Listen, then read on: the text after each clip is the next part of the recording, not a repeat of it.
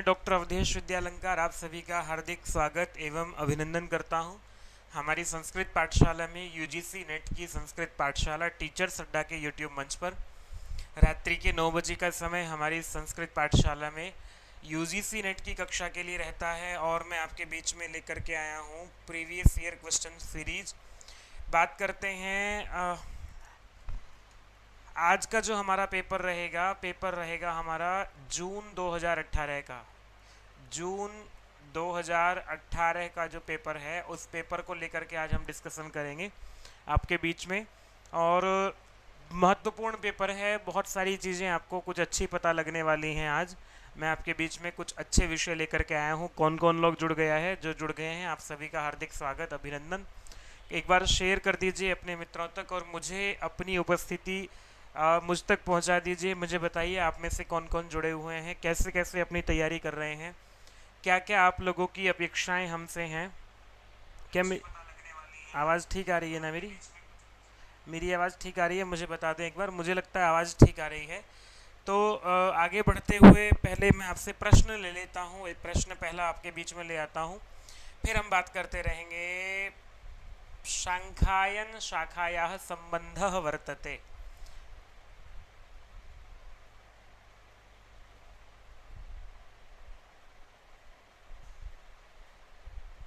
चलिए, प्रश्न आपके बीच में आ गया है। शांखायन शाखा का संबंध जो है वो किससे है? सरल प्रश्न है, आप लोगों को पता है। ये बाई मिस्टेक आज जो है ये लिखा हुआ भी आ रहा है, उत्तर भी लिखा हुआ आ रहा है। मैंने आपके सामने ऋग्वेद संहिता का पूरा विवरण लिखा हुआ है कि शांखायन शाखा का संबंध जो है वो ऋग्वेद से है। शांखायन और ऐत्रेय और शांखायन ये दोनों ब्राह्मण भी इसके मिलते हैं ऋग्वेद संहिता के। ऐत्रेय शांखायन आरण्यक भी मिलते हैं और उपनिषद भी ऐत्रेय शांखायन के नाम से, कौशितकी भी इसका शांखायन का दूसरा नाम है। तो शांखायन शाखा जो है, शांखायन आश्वलायन, ये वाली शाखाएं जो मिलती हैं वो ऋग्वेद की मिलती हैं। सरल प्रश्न था। अगले प्रश्न की ओर बढ़ते हैं हम लोग। दूसरा प्रश्न है कि द्राह्यायण श्रौत सूत्रम कस्य वेदस्य विद्यते। उत्तर दीजिएगा आप लोग। आज हमारी घटिका जी मुझे नहीं दिख रही हैं आज। द्राह्यायण श्रौत सूत्र जो है वो किससे संबद्ध है?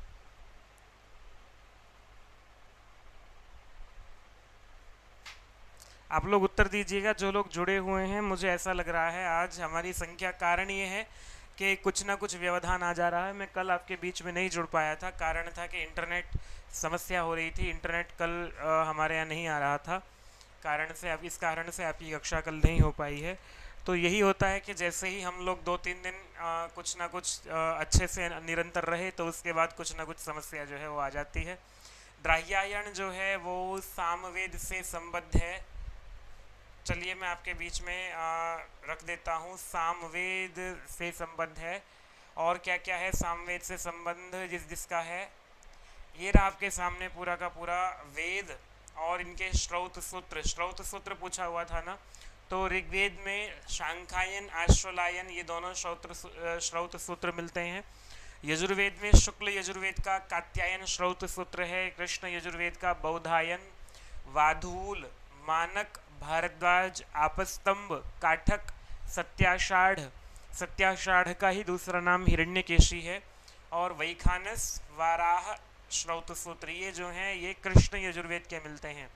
श्रौत सूत्रों से अधिक प्रश्न पूछे जाते हैं, तो इसलिए आप इसको ध्यान से एक बार देख लेंगे। सामवेद की बात की थी हमने। आर्षेय श्रौत सूत्र मिलता है, आर्षेय ब्राह्मण भी मिलता है। कल्प या मशक श्रौत सूत्र मिलता है, मशक को विशेष ध्यान दीजिएगा। लाट्यायन और द्राह्यायन ये दोनों श्रौत सूत्र मिलते हैं। जैमिनीय श्रौत सूत्र भी मिलता है। अथर्ववेद से एकमात्र वैतान श्रौत सूत्र मिलता है। तो ये आपके सामने मैंने पूरा का पूरा चार्ट रखा है इसका, जिससे कि आपको एक बार वो स्मरण आ जाए, क्योंकि ये विषय ऐसा है ये कई बार गड़बड़ हो जाती है इसमें। इसको बार बार देखते रहें तो वो याद रहता है। मेरा थोड़ा सा प्रयास ये भी रहता है कि एक प्रश्न जो भी पूछा जाए तो उससे संबद्ध अन्य प्रश्न भी आप लोगों के उपस्थित हो जाएं, वो ठीक हो जाएं। इस तरह से मैं प्रयास करता हूँ ये रखने का। भले ही प्रश्न कम हो, लेकिन वो प्रश्न आपका हो तो अच्छे से उस विषय को पूरा आपको स्पष्ट हो जाए।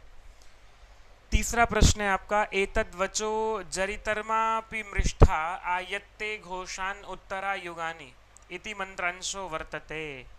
ये कहाँ से है ये वाला मंत्र जो है? अच्छा, मुझे आपकी चैट नहीं दिखाई दे रही थी, अब दिख रही है। पूनम शर्मा जी हैं, आरवी मीना जी और पूनम शर्मा, नेहा वर्मा जी हैं, स्वागत है आपका। नेहा वर्मा जी गुड मॉर्निंग, क्या बात है, जब जागो तभी सवेरा। ठीक है, आप लोग उत्तर दीजिए। तीसरा प्रश्न आपके बीच में है कि एतद् वचः जरितर्मा विमृष्ठा आयत्ते घोषान उत्तरा युगानि, ये मंत्रांश जो है वो कहाँ से है? संवाद सूक्त से है ये। कौन से संवाद सूक्त से है? पुरूरवा उर्वशी, सरमापणि, विश्वामित्र नदी या फिर यम यमी? संवाद सूक्तों से जो प्रश्न पूछे जाते हैं, संवाद सूक्तों की संख्या पूछ ली जाती है या फिर मंत्र का अंश पूछ लिया जाता है। जैसे आपको ये मंत्र पूछ लिया है, एतद् वचो जरितर्मा पिमृष्ठा।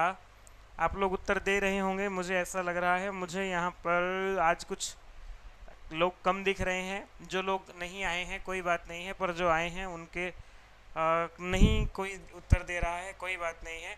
ये विश्वामित्र नदी संवाद सूक्त से है और विश्वामित्र नदी संवाद सूक्त में 33 इसकी संख्या है। मंत्र संख्या इसमें कुल जो है वो भी कभी कभी कभी पूछ ली जाती है। 13 मंत्र इसमें कुल हैं। विश्वामित्र ऋषि हैं इसके, और देवता जो हैं वो नदियां हैं, विपाट शुतुद्री नदियां। और इसमें पंक्ति त्रिष्टुप 2 छंद हैं। ठीक है जी, अभिषेक राज जी स्वागत है आपका।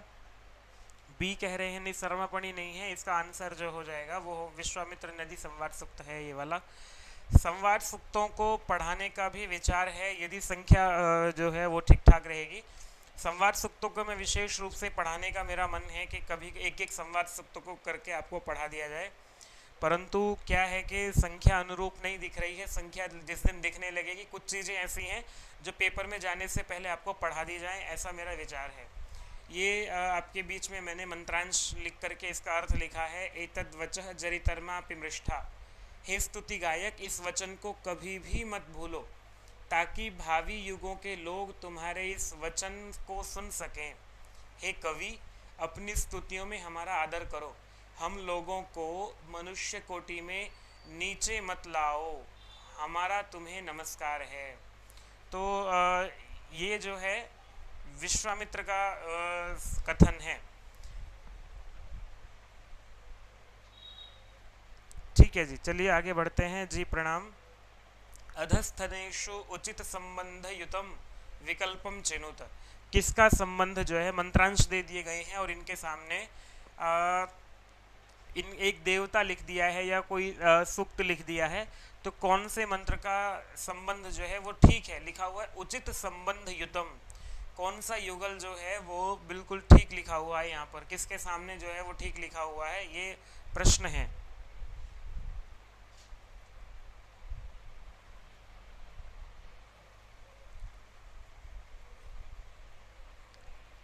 देखते ही पता लग जाएगा। इसमें आप लोगों ने पढ़ा होगा इनको।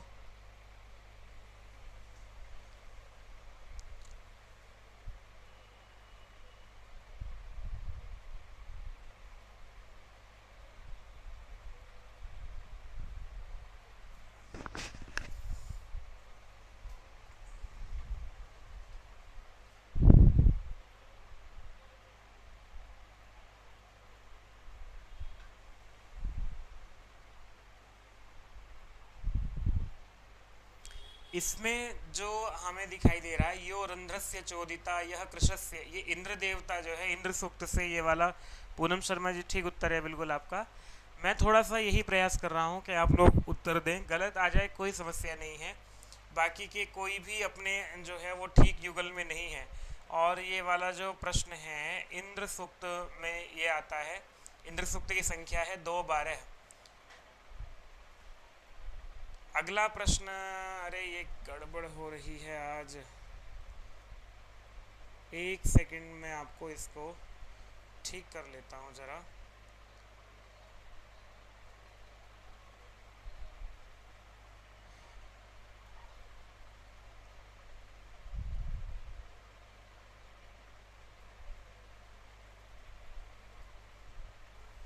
चलिए, यो वाघते ददाति सुनरम वसु अत्र वाघते पदस्य को अर्थ, ये प्रश्न है आपके बीच में। यो वाघते,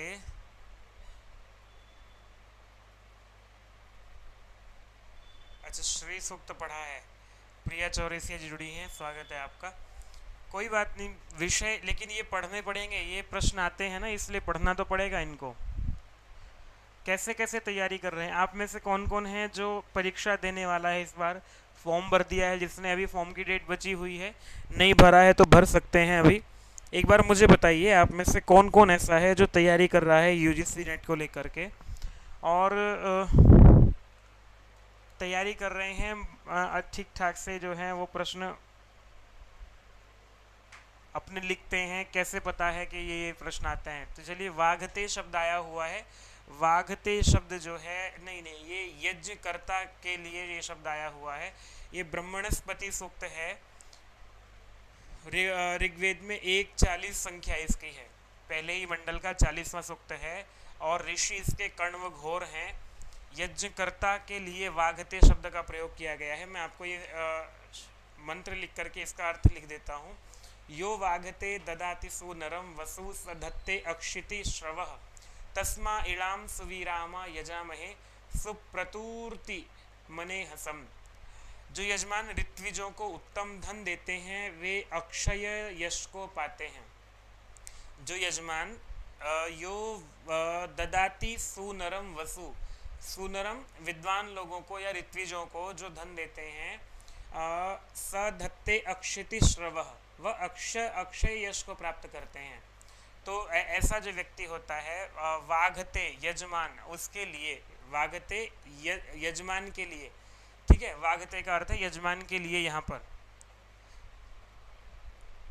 ठीक है जी, आपने फॉर्म भरा है तो तैयारी कर रहे हैं। मेरा जो आपको प्रश्न पत्र लेकर के आ रहा हूँ मैं आपके बीच में, वो 3 प्रश्न पत्र ऐसे हैं अभी जो पिछले 3 बार से एनटीए ने कराए हैं। जैसा आपके पास पैटर्न आएगा पेपर का, तो वो 3 में से मैं एक 2020 वाला करा चुका हूँ, 19 वाला बचा हुआ है, 18 वाला मैं आज आपको ये करा रहा हूँ।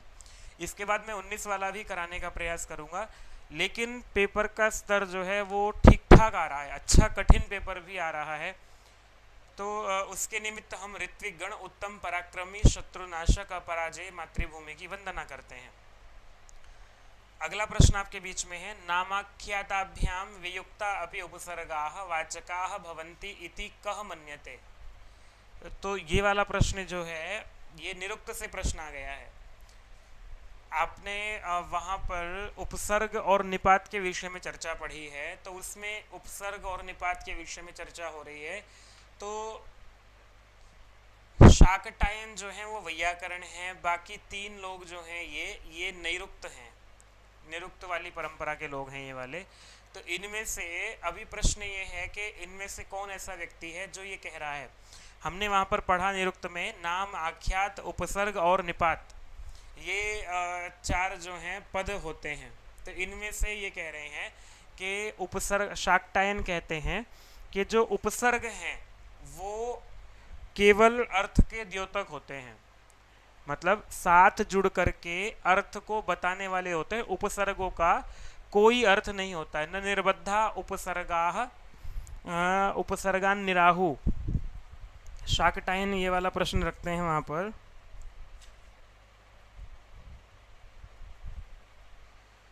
तो इसमें फिर ये वाला प्रश्न रहता है कि कौन ऐसा व्यक्ति है जो ये कहता है कि नहीं नहीं ऐसी बात नहीं है। बात ये है कि उपसर्ग जो हैं उनका अपना भी अर्थ होता है। यदि अपना अर्थ ना हो तो फिर वो अर्थ को जो परिवर्तन होता है वो क्यों होता है। तो इसमें कहने वाले जो हैं वो कौन है, इसमें से सी उत्तर आ रहा है आप लोगों का, गार्ग्य। बिल्कुल जो है वो आपका उत्तर ठीक है। न निर्बद्धा उपसर्गा अर्थान निराहु इति शाकटायना। जो बिना उपसर्ग जो है जुड़े हुए अर्थों को निर्बद्धा उपसर्गा अर्थान निराहु, अर्थों को कहते हैं, जुड़ करके ही कहते हैं, अलग से नहीं कहते हैं अर्थों को। नामाख्यातयोस्तु कर्मोपसंयोग द्योतका भवन्ति, बल्कि नाम आख्यात के साथ जुड़ करके तो वो जो उसके कर्म का यहाँ पर अर्थ है, अर्थ के संयोग के द्योतक होते हैं। फिर आगे तुरंत गार्गे कहते हैं उच्चावचाह पदार्था भवन्ति इति। उच्चावचाह का मतलब ये है कि जब जड़ से ही ये जुड़ जाते हैं तो अर्थों में जो परिवर्तन हो रहा है, उच्चावचा कोई अर्थ जो है वो बढ़ रहा है या घट रहा है, जो भी परिवर्तन हो रहा है वो पदार्थ जो हो रहा है, पदार्थ में परिवर्तन हो रहा है, शब्द के अर्थ में जो परिवर्तन हो रहा है वो क्यों हो रहा है, कहने हैं वही तो इनका अर्थ है अपना। जैसे पुरुष शब्द है और पुरुष शब्द में हमने सु शब्द सु जो उपसर्ग है वो जोड़ा तो सुपुरुष है, शोभन पुरुष है, ये अर्थ बन गया। तो गार्गे का मत ये है कि नहीं नहीं, अब इसमें जो अंतर आ गया है वो पदार्थ ही तो ये जो है ये इनका अपना अर्थ है उपसर्गों का, ये गार्गे ने कहा है। ठीक है जी। तो बाकी शाकटायन वैयाकरण है, गार्गे जो है वो नैरुक्त हैं। आपने एक 30 की क्लास नहीं ली क्या आज? सीमा जी आज की कक्षा नहीं थी, मैराथन कल होगी आप लोगों की 4 बजे। वेदेषु एव प्रयुज्यते प्रत्यय, इनमें से कौन सा ऐसा प्रत्यय है जो केवल वेद में ही प्रयोग होता है, वेदों में ही प्रयोग होता है? देखते ही पता लग जाएगा आपको।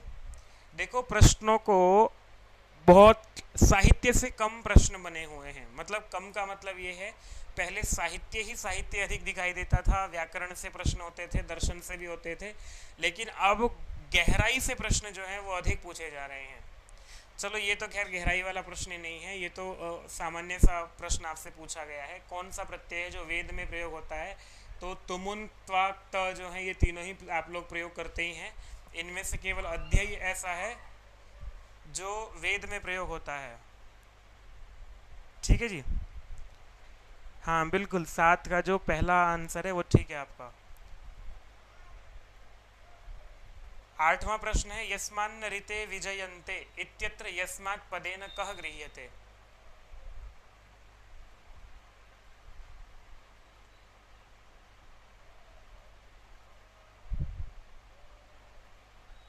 बिल्कुल बिल्कुल ठीक उत्तर है आपका, इप्सिता जी, पूनम शर्मा जी, सीमा जी, ठीक उत्तर है आपका। ये यस्मान्न ऋते विजयन्ते ये वाला जो मंत्र है इसमें यस्मात् पदेन कः गृह्यते, जिसके यस्मान्न ऋते जिसके बिना विजय जो है नहीं होती है, कौन है वो? ये मंत्र कहाँ से है आप लोगों को पता होगा? चलिए मैं बताता हूँ, ये इंद्र सूक्त से लिया गया मंत्र है आपका। यस्मान्न ऋते विजयन्ते जनासो यम युध्यमाना अवसे हवन्ते यो विश्वस्य प्रतिमानं बभूव यो अच्युतच्युत स जनासे इंद्र। जो अभी जो आपने पढ़ा था 2 12 जिसकी संख्या थी, जिसके विषय में हम पीछे पढ़ करके आए हैं। हाँ जी बिल्कुल प्रिया जी, ये इंद्र सूक्त का मंत्र है जिसके बिना विजय नहीं होती है। जिस यम युध्यमाना अवसे हवन्ते यो विश्वस्य प्रतिमानं बभूव, इस स जना से इंद्र जो है इस इंद्र सूक्त की विशेषता है। स जना से इंद्र वह जो है वो इंद्र के नाम से जाना जाता है। ऋग्वेद से कस्मिन मंडले विश्वामित्र नदी संवाद सूक्तम विद्यते, ये वाला प्रश्न सरल आ गया है। देखो अभी हम पीछे पढ़ के भी आए हैं, संख्या भी लिख करके आए हैं, तो बताइए इसमें क्या संख्या है विश्वामित्र नदी संवाद सूक्त की?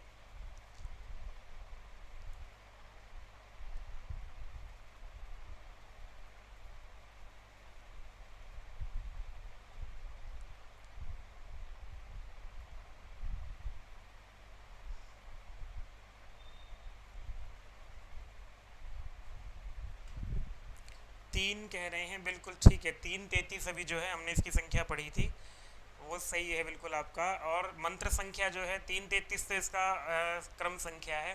13 मंत्र हैं इसमें, विश्वामित्र ऋषि हैं, देवता, नदियाँ, विपाट चतुत्री हैं, पंक्ति त्रिष्टुप जो है ये दोनों छंद इसमें दिखाई देते हैं। परिशिष्ट भागम अतिरिच्य निरुक्ते कति अध्यायाः सन्ति, निरुक्त में कितने अध्याय हैं यदि हम परिशिष्ट भाग को छोड़ दें तो?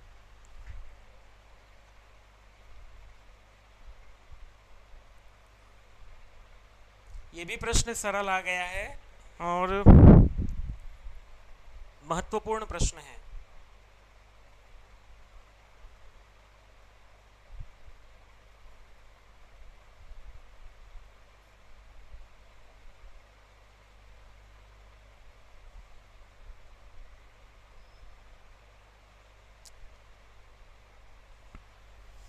ठीक उत्तर है। वैसे अगर परिशिष्ट को भी जोड़ लेते हैं तो 13 अध्याय दिखाई देते हैं, लेकिन वह सामान्यतः 12 अध्याय हैं इसमें।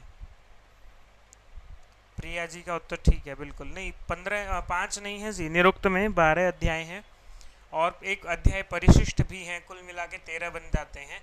पर पहले ही पूछा हुआ है कि कितने अध्याय हैं परिशिष्ट भाग को छोड़ करके। प्रचोदयात इति कस्मिन लकारे रूपम अस्ति। संजय योगी जी स्वागत है आपका। प्रचोदयात पूछा है, किस लकार में जो है ये रूप है।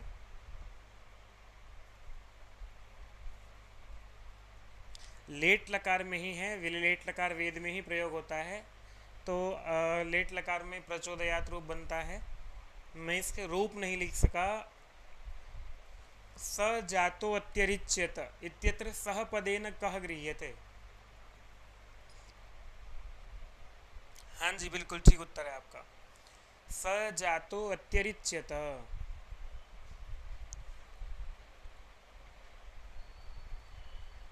कहाँ से है ये वाला? ये मंत्र तो प्रसिद्ध है, कहाँ से है ये मंत्र?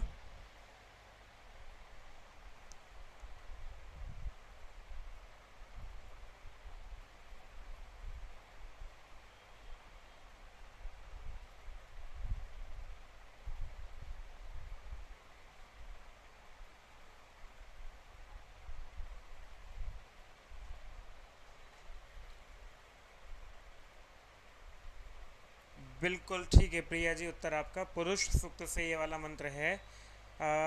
मंत्र है तस्माद् विराड जायत विराजो अधिपुरुषः स जातोत्यरिच्यत पश्चात भूमिम अथो पुरः। तस्मात् विराट अजायत, उस अव्यक्त परब्रह्म से विराट ये व्यक्त ब्रह्म उत्पन्न हुआ। विराज अधिपुरुष, और विराट से जो है ये अधिपुरुष उत्पन्न हुआ। स जातः अत्यरिच्यत, और वह पुरुष उत्पन्न होकर के अत्यरिच्यत अतिक्रमण कर रहा है। पश्चात भूमिम अथ पुरः, इस भूमि को पीछे से भी और आगे से भी। मतलब ये ब्रह्म का जो व्यक्त रूप है, ये प्रकृति का जो रूप है, व्यक्त रूप है, ये इस सबको अतिक्रमण कर रहा है। लेकिन यहाँ पर पुरुष सूक्त में 10 90 इसकी है संख्या।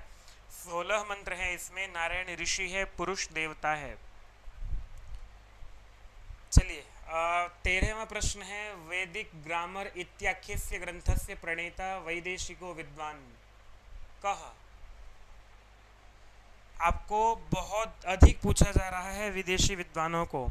अब पहले विदेशी विद्वान कभी कभी पूछे जाते थे, एक साल में 2 साल में आपका कोई एक पेपर में किसी एक में कोई पुस्तक मिल जाती थी।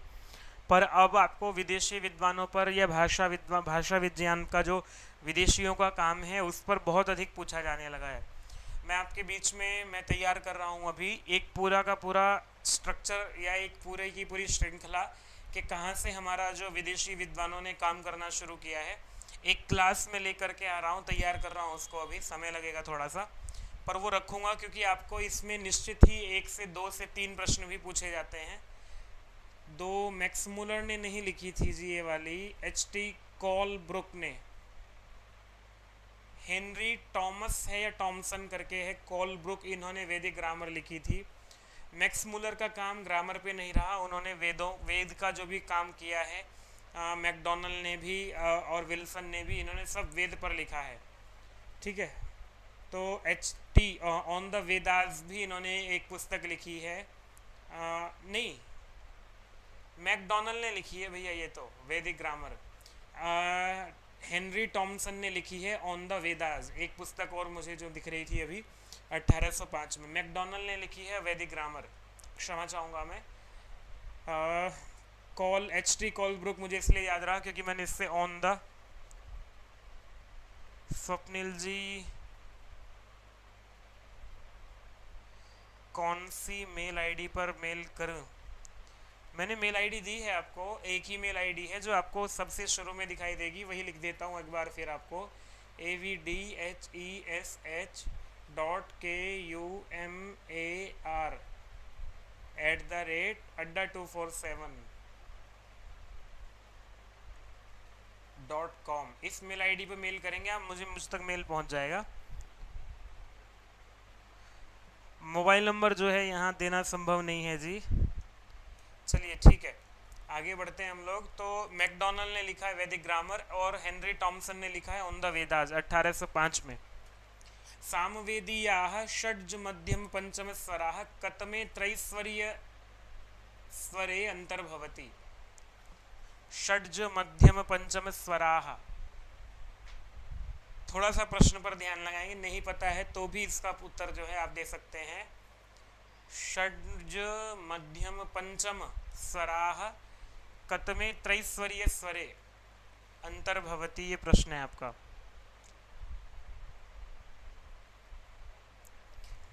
यूजीसी नेट की तैयारी जब आप लोग कर रहे हैं, एक काम विशेष रूप से ये कीजिएगा, जो 3 साल के पेपर हैं आपके, इनके एक एक प्रश्न से अपना अपना विषय लिख लीजिएगा, कि चार्ट बनाइएगा, देख करके आपके पास प्रश्न पत्र उपलब्ध होंगे। नहीं है तो बताइए, मैं 3 साल के प्रश्न पत्र आपको भेज देता हूँ, मेरे पास हैं। उससे एक चार्ट बना लीजिए कि किस टॉपिक से कहाँ से कितने प्रश्न पूछे गए हैं।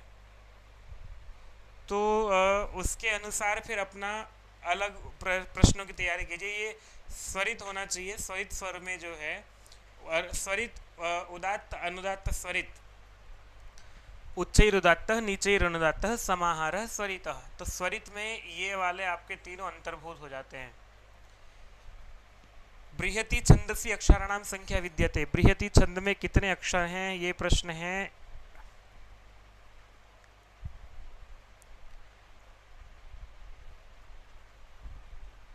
मैं ये पेपर पूरा करा के फिर आपको टॉपिक वाइज प्रश्न लाऊंगा, क्योंकि मुझे इसमें केवल ये तो इसलिए दिखाने थे आप लोगों को कि सैंपल जो आ रहा है पेपर का, अब जो पेपर आपके हो रहे हैं वो किस तरह से हो रहे हैं, उससे केवल आपको ये आइडिया लगाना है। नहीं तो इससे हो कुछ नहीं पा रहा है, एक भी विषय स्पष्ट नहीं हो पाएगा इससे। तो मेरा उद्देश्य ये है कि आपको एक जो भी जितना भी हो पाए, जब तक आपकी परीक्षा है, कुछ विषय आपके तैयार हो जाएं हमारी कक्षा से।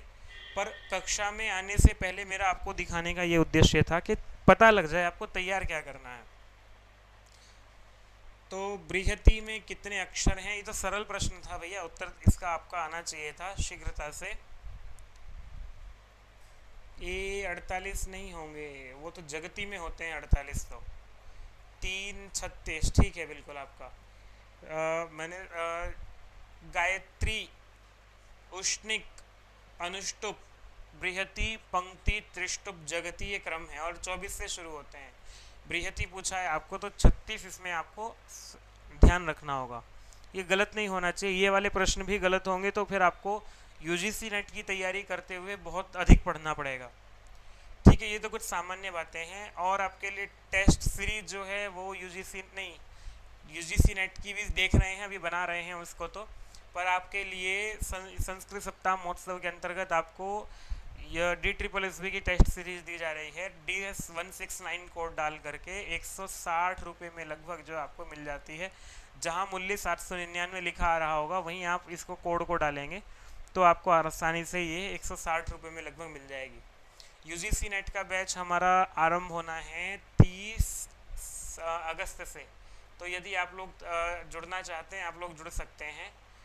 2500 रुपये मात्र इसकी फीस रखी गई है। आपको वहाँ पर जो मूल्य दिखाई देगा, Y321 कोड डालेंगे, उसमें 77% डिस्काउंट के साथ आपको ये 2500 रुपये का ये वाला बैच आपको मिल जाता है। पेपर 1 का बैच भी जो है वो अलग से चल रहा है, वो भी इतने का ही है। आप लोग जो भी आपकी अपेक्षा है, जो भी आपको आवश्यक है, उसके अनुसार आप बैच ले सकते हैं।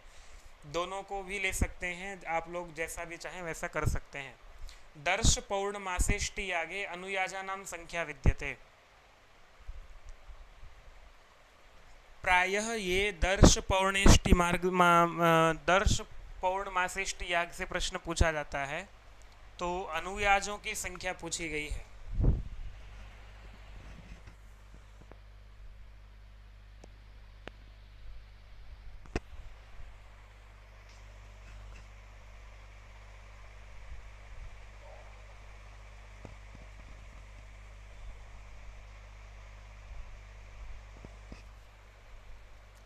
ये पेपर पूरा करें या टॉपिक चेंज कर लें, मुझे क्योंकि इसको पढ़ाने में ना बिल्कुल आनंद नहीं आ रहा है।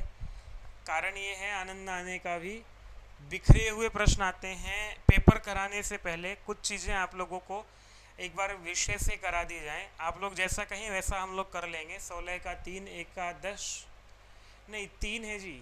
अनुयाजों की संख्या जो है वो 3 है। बिल्कुल ठीक उत्तर है आपका संजय योगी जी, क्या बात है। वृक्षस्य नूते पुरुहूत वयाः इत्यत्र नु विद्यते। वृक्षस्य नूते पुरुहूत वयाः।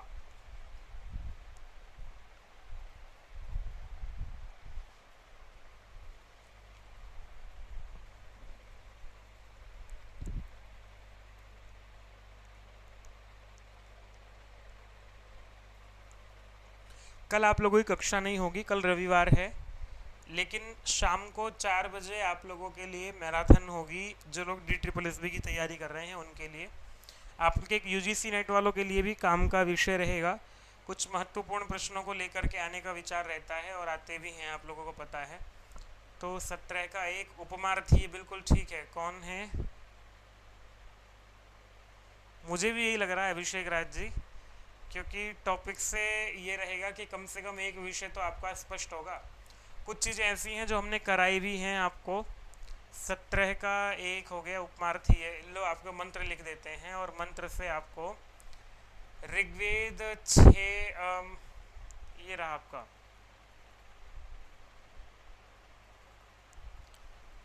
इंद्र सूक्त है ये भी ऋग्वेद में 6-24 संख्या है इसकी। इंद्र सूक्त आपको 2 लगे हुए हैं।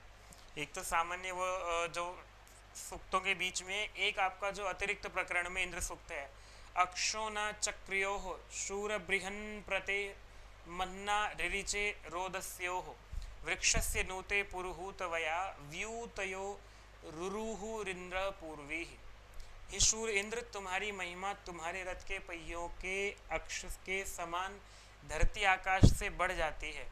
हे बहुतों द्वारा बुलाए गए इंद्र, तुम्हारी बहुत सी शाखाएं रक्षाएं वृक्ष की शाखाओं के समान बढ़ती हैं। वृक्ष से नूते पुरुहूत वयाः, आपकी जो रक्षाएं हैं वो वृक्षों के समान बढ़ती हैं। तो वृक्षों से तुलना की गई है, और तुलना नहीं उपमा दी गई है, यहाँ सादृश्य बताया गया। उपमार्थी है जो निपात है। चलिए कल से आप लोगों को ये प्रश्न पत्र छोड़ देते हैं बीच में, इसको बाद में करा देंगे।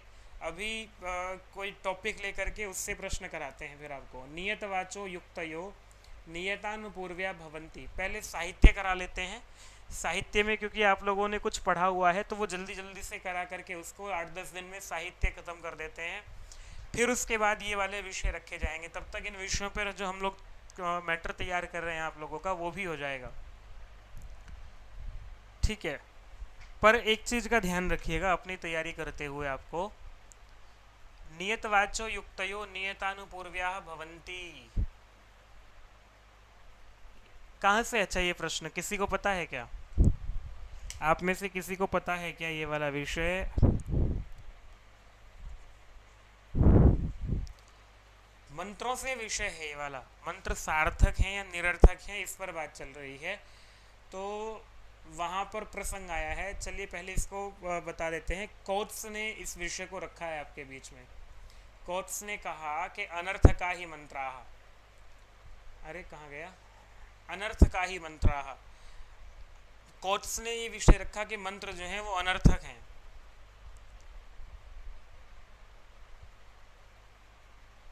चलिए कोई बात नहीं। क्यों अनर्थक है? उन्होंने कहा कि नियतवाचो युक्तयो नियतानुपूर्व्या भवन्ति। अनर्थक का मतलब यह है कि अगर उनका कोई अर्थ होता, अगर मंत्र जो हैं वो अर्थ वाले ही हैं, तो शब्दों पर आश्रित क्यों हैं? नियतवाचः, नियत शब्दों वाले क्यों हैं? नियत शब्द वाले क्यों हैं? भाई मंत्र में से अर्थ हम शब्द को नहीं हटा सकते हैं। अगर अर्थ उनका कोई होता है तो उस शब्द की जगह दूसरा शब्द रख लो, वही अर्थ आना चाहिए था। इसलिए जो है नियतानुपूर्व्या भवन्ति, क्रम भी उनका बिल्कुल बदल नहीं सकते हैं, वही क्रम रहेगा। इसलिए जो है इस पर ये रखा है कि अनर्थका ही मंत्रा। कोत्स ने कहा ये वाली बात। हालांकि निरुक्त नैरुक्त जो है इसको आगे सब कुछ इस पर अपनी स्पष्टीकरण देते हैं, यास्क, और इसको स्पष्ट करते हैं। पर कोत्स ने इसको अनर्थकाही मंत्रा कह करके इस पर अपना पूरा पूरा मत रखा है। ऋक् संहितायाः समुपलब्ध भाष्येषु प्रथमो भाष्यकारः विद्यते। चलिए ये तो हम बता चुके हैं पिछले वाले प्रश्न पत्र में। भाष्यकारों से 2020 में भी प्रश्न पूछा गया है, ये 2018 वाला प्रश्न है। भाष्यकारों का क्रम जो है दोनों बार पूछा गया है, दूसरा ही पेपर में आपको लेकर के आया हूँ। तो इसमें से आपको भाष्यकारों का क्रम पता होना चाहिए, कौन प्राचीन है। ये स्कंद स्वामी जो हैं ये लगभग 7वीं ईस्वी के 600 कुछ इनका समय है। तो सबसे प्राचीन स्कंद स्वामी हैं, उनके बाद जो है वो आनंद तीर्थ हैं, फिर सायण हैं और फिर वेंकट माधव हैं, ये क्रम इनका है। तो सबसे पहले, लेकिन सबसे पहले भाष्यकार जो हमें मिल रहे हैं वो हैं स्कंद स्वामी। बिल्कुल ठीक उत्तर है आपका प्रिया जी। ऋक् प्रातिशाख्यस्य पटल संख्या कियति। ऋक् प्रातिशाख्य में कितने पटल हैं ये पूछा गया है। देखो प्रातिशाख्यों को ही पढ़ेंगे जब हम इसमें आपको ये वाला पढ़ाएंगे विषय।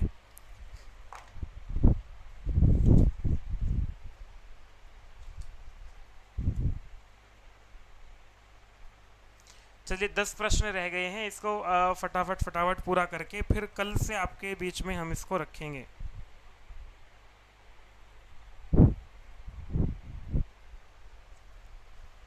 हाँ जी ठीक है, बिल्कुल चौरसिया जी आपका उत्तर 18 पटल हैं इसमें। अथर्ववेद ने संबद्धा शिक्षा का वर्तते। सरल प्रश्न आ गया है, देखो अथर्ववेद से संबद्ध कौन सी शिक्षा है, ये वाला विषय।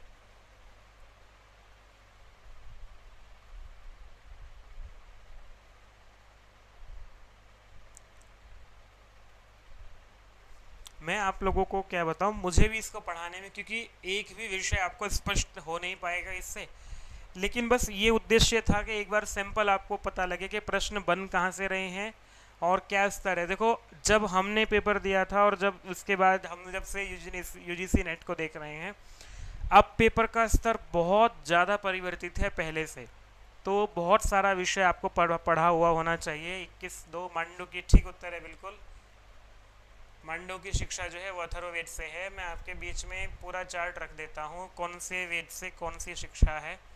ये प्रयास रहता है कि कम से कम उससे संबद्ध अन्य प्रश्न तो आपके ठीक हो जाएं। जैसे ऋग्वेद से है वो विशेष रूप से पाणिनीय शिक्षा संबद्ध है, बाकी स्वरांकुशा, षोडश श्लोकी, शैशिरी, आपिशली भी पूछी गई है, पर ज़्यादातर जो है वो पाणिनीय शिक्षा पूछी जाती है। प्रसिद्ध भी है, शुक्ल यजुर्वेद से याज्ञवल्क्य प्रसिद्ध है, वाशिष्ठी भी पूछी जाती है, कात्यायनी, पाराशरी, माध्यन्दिनी, और ये जो है शुक्ल यजुर्वेद की हो गई है। कृष्ण यजुर्वेद से भारद्वाज शिक्षा। दूसरी एक आती है यहाँ पर विशेष रूप से व्यास, शंभु, कौहलीय, सर्वसम्मत, अरण्य, सिद्धांत शिक्षा।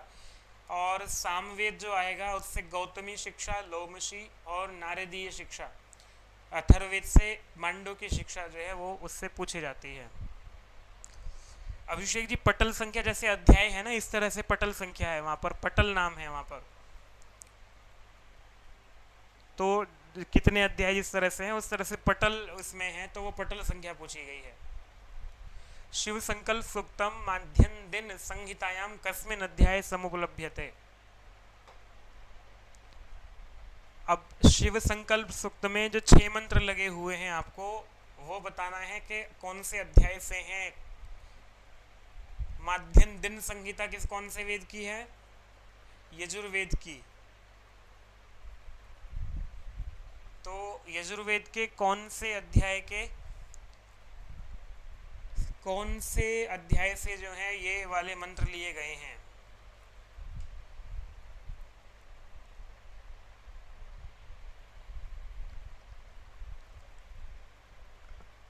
ये अपेक्षा की जाती है यूजीसी नेट को पढ़ने वाले विद्यार्थी से कि जो भी आपका पाठ्यक्रम है, पाठ्यक्रम को देखना भी कई बार बड़ा लाभकारी हो जाता है। एक तो पाठ्यक्रम को देखने से आपको सूक्तों की संख्या याद हो जाएगी। पाठ्यक्रम को कई बार देखिएगा। यदि ना आप लोगों के पास उपलब्ध हो पाठ्यक्रम, सबके पास रहता है, हम भी फिर भी कहोगे तो हम लोग किसी एक वीडियो में अटैच करा देंगे आप लोगों को। पाठ्यक्रम जो है वो यूनिट वाइज पूरा व्यवस्थित रूप में मिल जाएगा। चतुस्त्रिंशे ठीक उत्तर है जी, बिल्कुल। हाँ, संजय योगी जी को तो बहुत वेद पाठ किया है, याद है ही आपको तो। प्रिया जी, सबका उत्तर ठीक है बिल्कुल। 34वें अध्याय में ये जो है शिव संकल्प सूक्त सूक्त के 6 मंत्र जो लगे हुए हैं, 34वें अध्याय से लिए गए हैं वो। भर्तृहरि दिशा को ब्रह्मामृतम अश्नुते, ब्रह्मामृतम अश्नुते, ब्रह्म रूपी अमृत को कौन प्राप्त कर लेता है? भर्तृहरि ने क्या लिखा है जो आपके पाठ्यक्रम में लिखा लगा हुआ है? वाक्यपदीयम। तो वाक्यपदीयम से ये प्रश्न है, वाक्यपदीयम की एक कारिका है, उस कारिका से प्रश्न बन गया है ये। कौन है जो ब्रह्मा के पद को प्राप्त कर लेता है, ब्रह्मा जैसे आनंद को प्राप्त करता है? शब्द प्रवृत्ति तत्वज्ञ, जो शब्द की प्रवृत्ति को जानता है, पंचविंशति तत्वज्ञ, जो पहले ही लिखा है, देखो, भर्तृहरि दिशा, भर्तृहरि के अनुसार जो है वो कौन है? 25 तत्वों को जानने वाला, तत्पंचविंशति तत्वज्ञ, यहाँ त छुटा हुआ है। और प्रमाणादि षोडश पदार्थ निष्णात याज्ञिक। हाँ, उत्तर आ गया प्रिया जी का, बिल्कुल, शब्द प्रवृत्ति तत्वज्ञ। यहाँ पर शब्द के विषय में बात की गई है, मैं कार्य का आपको दे देता हूँ। तस्माद् यह शब्द संस्कार सा सिद्धि ही परमात्मन, जो शब्द संस्कार हो जाता है व्यक्ति का, वो परमात्मा की सिद्धि हो जाती है। तस्य प्रवृत्ति तत्वज्ञ, इस शब्द की प्रवृत्ति को जानने वाला, ब्रह्मामृतम अश्नुते, वाक्यपदीयम 133 नहीं, 143 संख्या होनी चाहिए, ये गलत लिखा हुआ है। 143 संख्या पर ये वाला श्लोक आपको दिखाई देगा। परेशाम असामाख्येयम मणिरूप्यादि विज्ञानम भर्तृहरि दिशा कस्मात् जायते।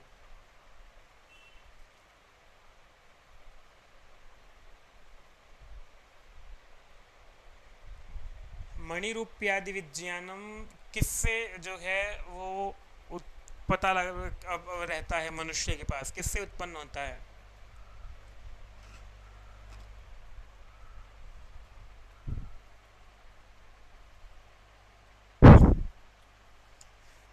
अभिषेक जी, देखो, यूजीसी नेट अपने आप में साधना है।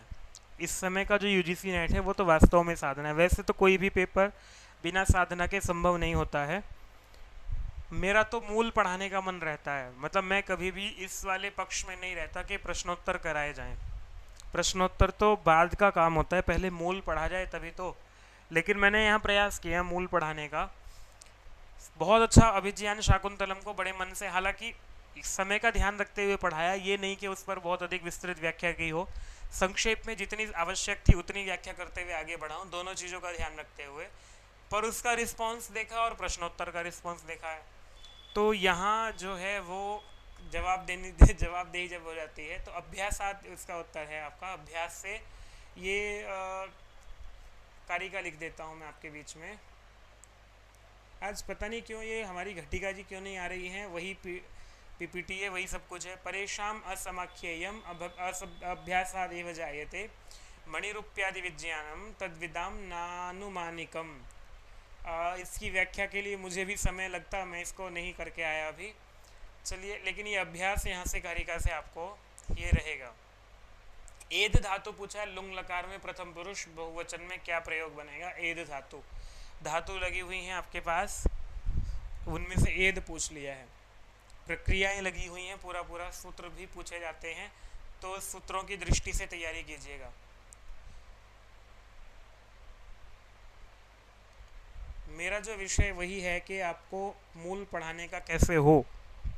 फिर भी मैं प्रयास करता हूँ कि जहाँ जो भी प्रश्न है केवल उत्तर बता के आगे नहीं बढ़ते हैं, उसके पीछे क्या मूल रही है वो भी प्रयास करता हूँ रखने का, जितना संभव हो पाता है, समय और संसाधन दोनों की उपलब्धता के आधार पर।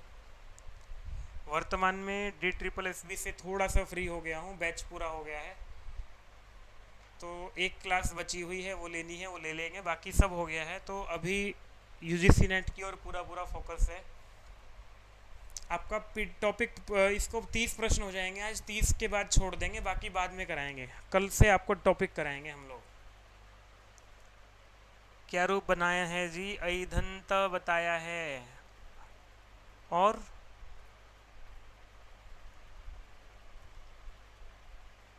सी ऐधिशत, ये ठीक बताया जी आपने, बिल्कुल। कौन? पूनम शर्मा जी, ठीक बताया आपने। लुंग लकार में ऐधिशत बनेगा। आपको रूप लिख देते हैं हम लोग अभी।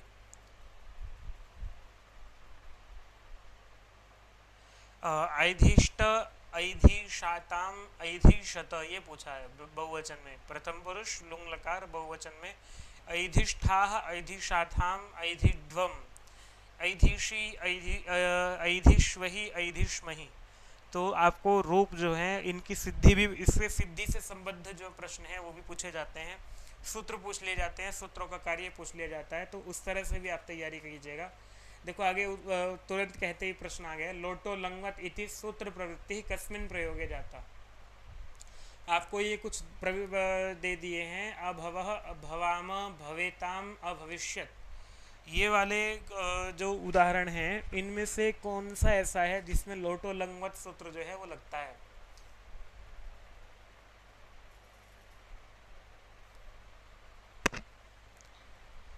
अभिषेक जी, सीखने का तो ये रहता, देखो इस संसार में ऐसी कोई वस्तु नहीं है जो हमें कुछ ना सिखाती हो।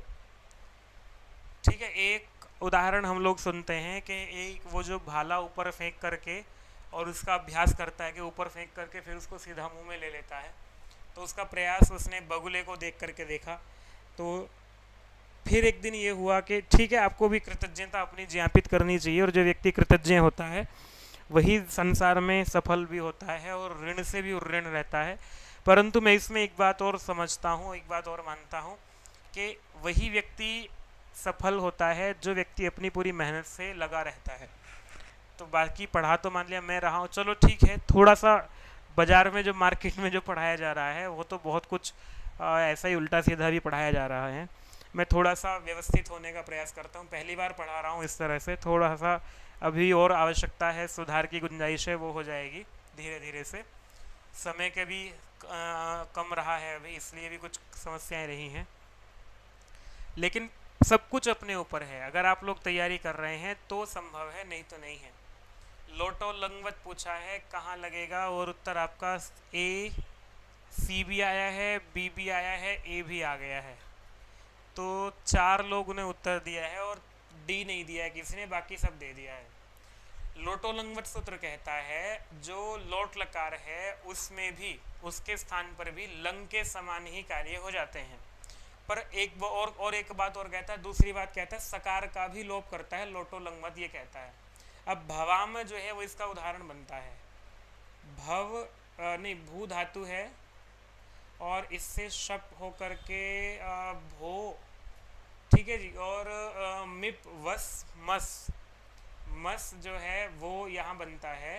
तो इस तरह से करके जब इसका रूप बनाते हैं हम, भवानी, भवाव, भवाम, भवा, भवामस रूप बनता है इसका। तो ये जो सकार है इसका लोप करता है लोटो लंगवत यहाँ पर, इसलिए इसकी प्रवृत्ति होती है, ये कार्य होता है इसका। ठीक है, सूत्रों से जो भी कार्य हो रहे हैं उनसे भी प्रश्न ढंग से पूछे जा रहे हैं, ठीक ठीक प्रश्न पूछे जा रहे हैं। महद यशो यस्य सह इति विग्रहे बहुव्रीहि समासे कह प्रयोग। बहुव्रीहि समास करने पर महद यशः यस्य सह, तो क्या रूप बनेगा इसका? क्या समस्त पद बनेगा? महायशः, महायशसः, महायशाः या महायशस्कः?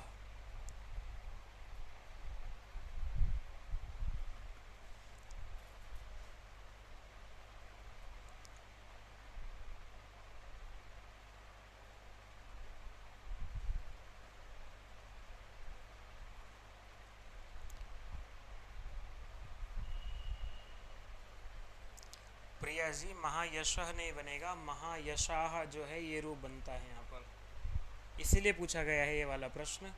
सिद्धि कराने का लिख करके भी नहीं लाया, नहीं तो सिद्धि कराने का विचार था, मुझे समय इस पर नहीं रहा, नहीं तो मैं इसके सूत्र पूरे सोच रहा था रख के आता आपके सामने। चलिए फिर कभी रखेंगे, लेकिन अभी महायशः ध्यान रखिएगा। कुगति प्रादयः पूछा है, इति समास विधायक सूत्रस्य किम उदाहरणम नास्ति। मैं इस प्रश्न को जब ये टाइप किया और इसका उत्तर लिखा तो कुगति प्रादयः देखा और देखा कि ये भी बन रहा है और जो नहीं बन रहा है वो छोड़ करके बाकी देखा बन रहे हैं। मैंने कहा ये कैसा प्रश्न है।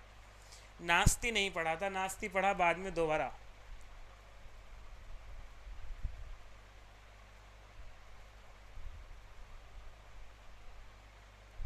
कुगति प्रादेय के उदाहरण बनते हैं कुपुरुष सुपुरुष। कुगति और प्र आदि जो उपसर्ग हैं उनका तत्पुरुष समास में क्या क्या उदाहरण बनते हैं, वो ये वाला विषय है। तो बाकी सब है। कुंभकार नहीं बनेगा इससे, कुंभम करोति थी कुंभकार, ये द्वितीय तत्पुरुष का उदाहरण है। इसमें ना तो ये कु शब्द है, ना ही गत्यर्थक शब्द है, ना ही ये गति संज्ञा वाला, ना ही प्रादि उपसर्ग है। बाकी सब जो हैं वो पटपटाकृत्य सुपुरुष हस्ते कृत्य ये वाले विषय सारे के सारे कुगति प्रादेय से बनते हैं। कुंभकार इससे नहीं बनता है, डी नहीं बनेगा जी, कुंभकार बनेगा। प्रगृह्यम इत्यत्र कह कृत्य प्रत्यय, प्रगृह्यम।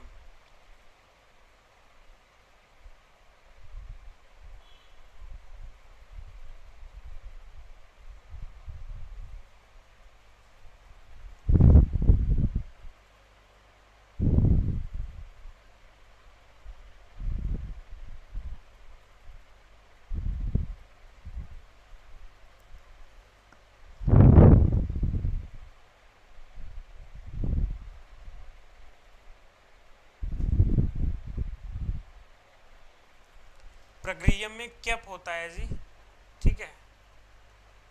30वां प्रश्न आपके बीच में है, विद्वांसः सन्ति अस्मिन् इति